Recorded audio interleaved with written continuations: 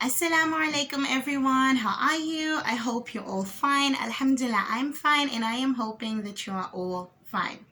So today we're going to be talking about, are you ready to get married? Are you ready for nikah? Many people are always talking about, you know what, this person is getting married. I'm left out. All my friends are getting married and I'm the only one that's not married. All my friends have kids and I'm the only one that doesn't have kids. All the cousins in my family are married and I'm the only one that's not yet married. We need to know, what is marriage in the first place? What is nikah? What am I putting myself into? Nikah is not a trend. It's not a trend wherein it happens and then everybody goes crazy. If you don't get it, you're going to lose out, you're missing out, or whatever the case might be, the thought on that. But nikah is something important. Nikah is about joining two families together. Somebody from Australia and somebody from South Africa getting married. Somebody from Dubai and somebody from Egypt getting married. Somebody from Somalia and somebody from America getting married. Example, like just making examples.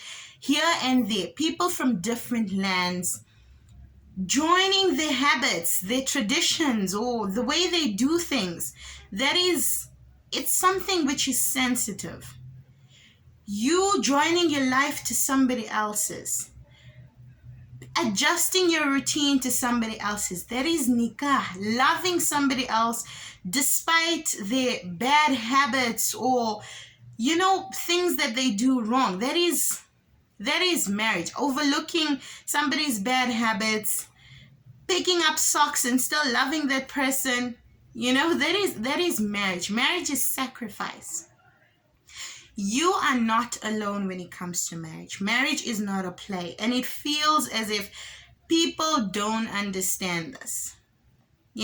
Online, you're so pretty. Can you send me your father's number? I must talk to him. We must get married.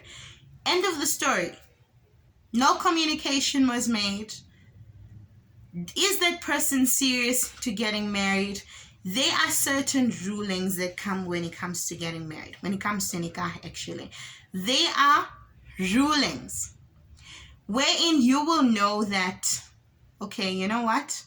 Right now, I am ready for nikah. Right now, I can get married. Right now, I can afford to get married. So sometimes it is fard, compulsory for a person to get married. Sometimes it is wajib, meaning close to compulsory for a person to get married. And sometimes it is makruh, it is disliked for a person to get married. It is not advised for such a person to get married. And sometimes it is haram, it is forbidden for a person to get married. So now let's get to know all this fard, wajib, makruh, and haram. So the first one I said, sometimes it is fard, compulsory for a person to get married. So firstly, we need to look at the point wherein Islam does not keep you away from your desires. Every human being has certain desires that they need to meet up with. Islam does not suppress you from having those desires. So the first one, as I said, fard. When it comes to fard, when it becomes fard for a person to get married, is when a person cannot control their carnal desires anymore.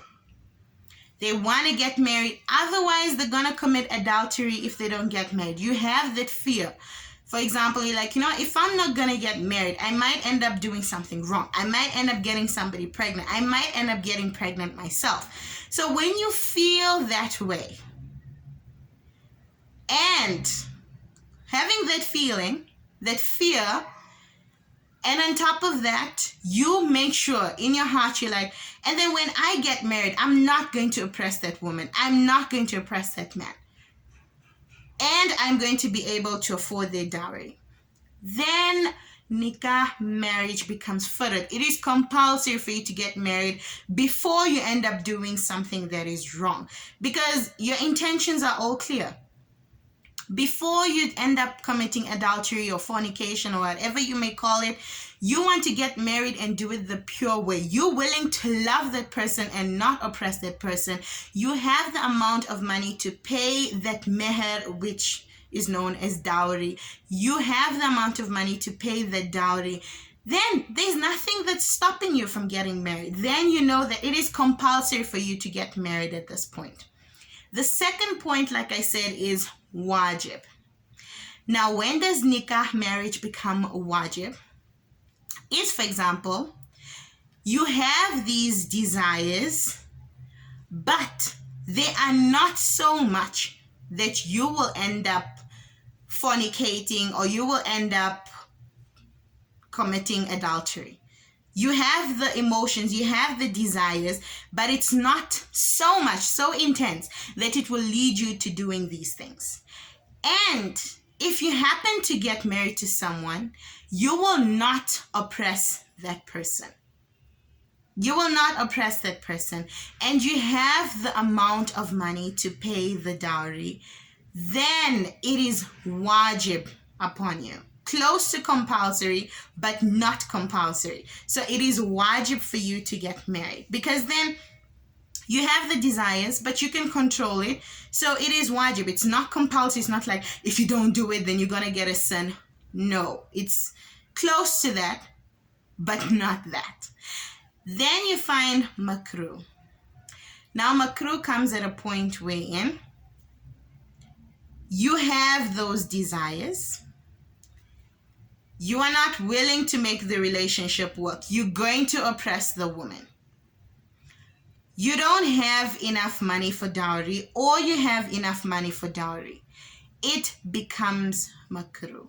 When you enter into a relationship, a marital relationship, you shouldn't enter into it with the intention of, I want to get what I want to get and then I'm going to be out of it.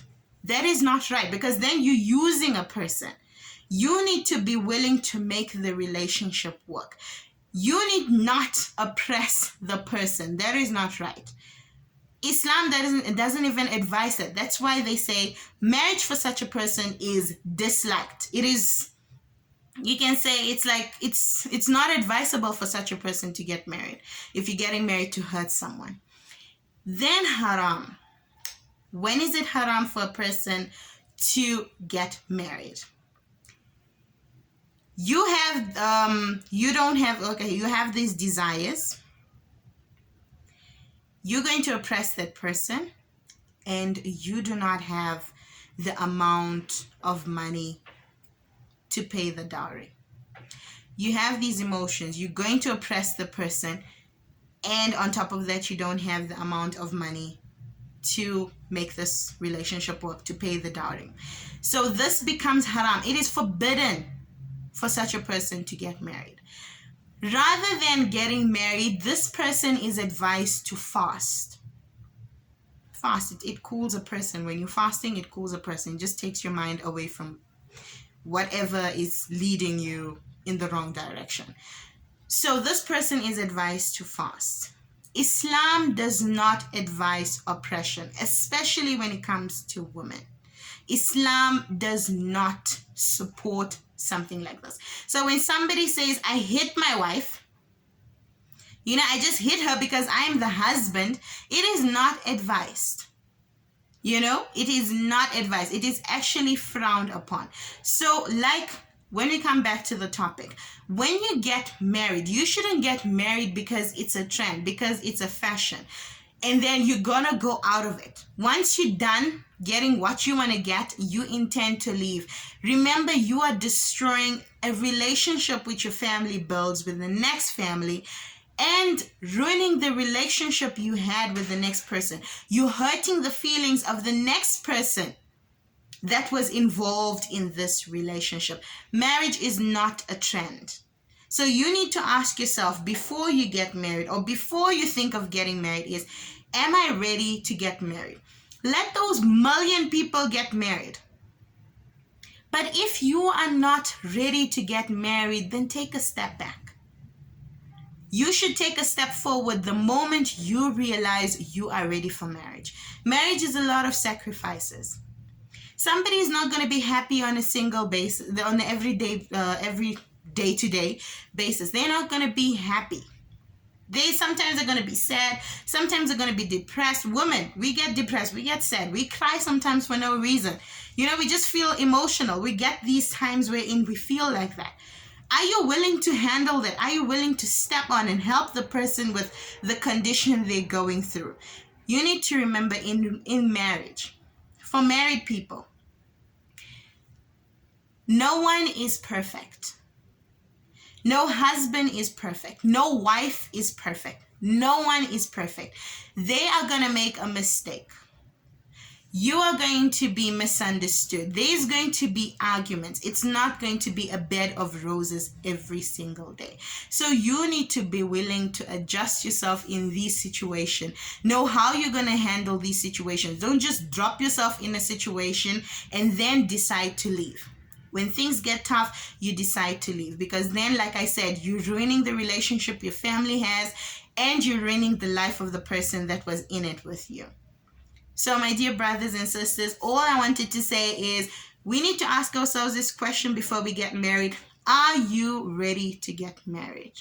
Like, really, are you ready to get married? Because marriage is not a joke.